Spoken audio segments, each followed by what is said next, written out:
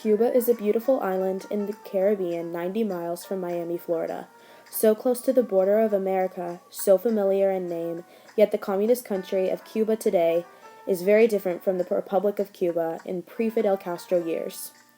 The revolution spurred by Castro in the 1950s that culminated in 1959 with the takeover of the revolutionaries ended an era of democracy and capitalism that this small but dynamic country had strived to achieve for over 50 years. Cuba fought to obtain independence from Spain in the year 1902. It had been under Spanish control for almost 400 years. It struggled to be a truly independent country, but because of its geography and size, it was dependent on other nations, particularly the United States, to maintain trade and resources and also political development. The United States particularly influenced Cuba in the 50 years of Cuba's independence. The Platt Amendment was the terms under which the United States would end its military occupation of Cuba and leave the government and control of the island to the people of Cuba. The amendment was basically Cuba's constitution. It gave the U.S. the rights to intervene into Cuba's affairs and basically gave the U.S. overall power of Cuba. It became a mark of humiliation for Cuba, however, and it assumed the superiority of U.S. civilization and its blindness to the true needs of Cuba. It essentially was a forced agreement that Cuba had to agree to in order to secure U.S. protection, but what it really did was limited Cuba's sovereignty. It was in 1934, but its effects were lasting on the relationship between Cuba and the U.S. In 1940, a man of humble origins named Ruben Batista became president, backed by the U.S. support.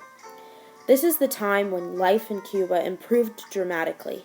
Public health and education were developed.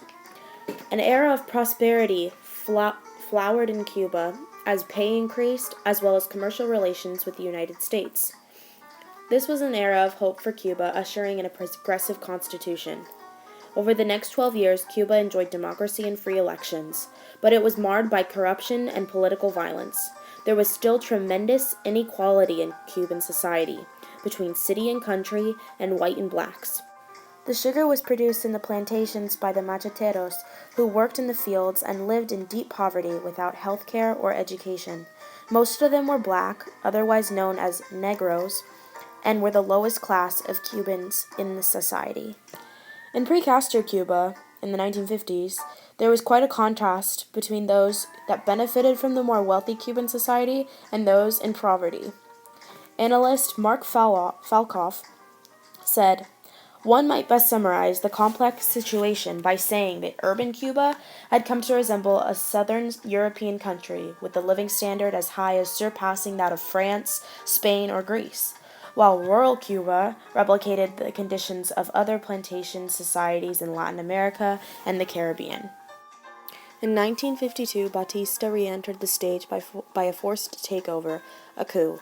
In doing this, he then destroyed the democratic republic that had been brought into existence, and he set the stage for a revolution. It showed the country that the institution no longer mattered. What mattered was audacity, the individual capable of violent action. That individual was Fidel Castro. The stage was set for a revolution. The hopes for a free democracy were what Castro promised the people. The talk was about democracy, freedom, and respect for human rights, to restore the rule of law that had been swept aside by Batista, and his corrupt rule that was full of violence, financial